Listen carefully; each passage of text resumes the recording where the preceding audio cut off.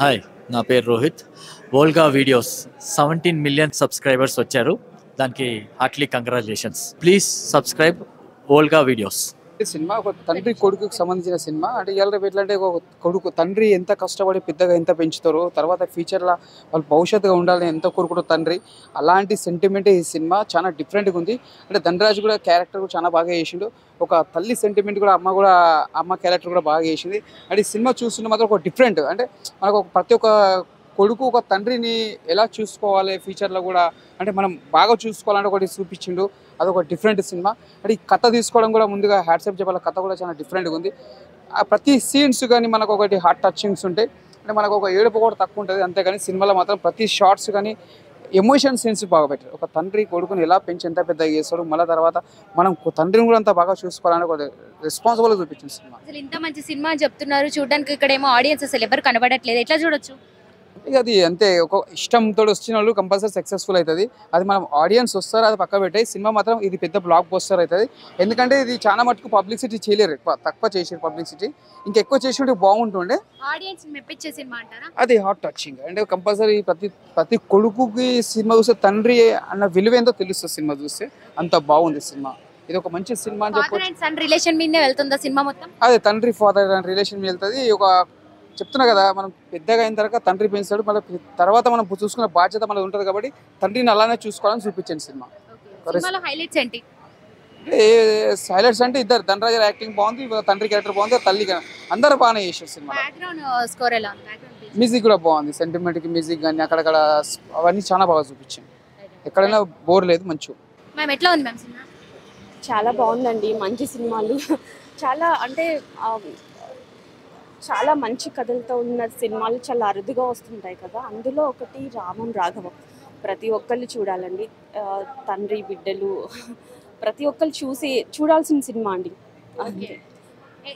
Music ఎట్లా అనిపించింది? అంతా బాగుందండి.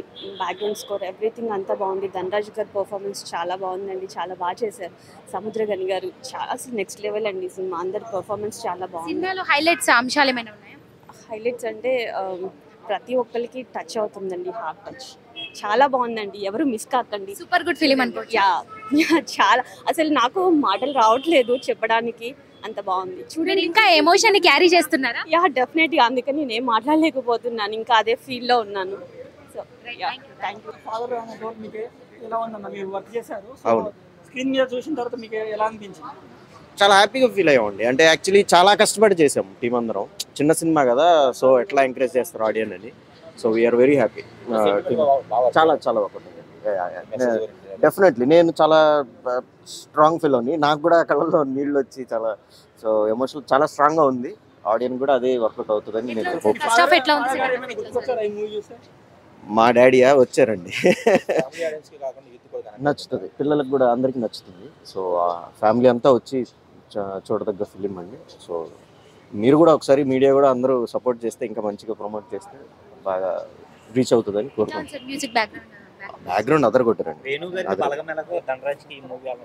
అవుతుందండి, అవుతుంది. అన్నకి డెఫినెట్లీ అన్నపడే కష్టానికి, ఆయనకు ఉండే డెడికేషన్కి ఆయన చాలా క్లియర్గా క్లారిటీగా చేశారు ఈ సినిమా. సో అన్న పడ్డ కష్టానికి తగ్గ ఫలితం డెఫినెట్గా ఈ సినిమా ఇవ్వాలని నేను కోరుకుంటున్నాను. చేశారు. బాబు కూడా చాలా బాగా చేశాడు. మేము షూట్లోనే అనుకున్నాము చాలా బాగా చేశాడు అని. సో సింగిల్ షాటే, అబ్బాయి కూడా సింగిల్ టేక్లో అన్నీ చేశాడు. సో వెరీ హ్యాపీ అండి. ఆడియన్కే వచ్చి చూడమని చెప్తా. మంచి సినిమా, వచ్చి చూడండి, డెఫినెట్లీ నచ్చుతుంది. సో ఇది చిన్న సినిమా కాబట్టి ప్రమోషన్స్ తక్కువ ఉండొచ్చు, బట్ మీరు వచ్చి దీన్ని పెద్ద సినిమాగా చేయాలని నేను కోరుకుంటున్నాను. అంటే కలెక్షన్స్ అవి నేను మాట్లాడలేను. ఎమోషన్ డెఫినెట్లీ ఇంకా స్ట్రాంగ్ ఎమోషనే ఉంటుంది. ఎమోషన్ కోషెంట్లో it will be very big film అండి.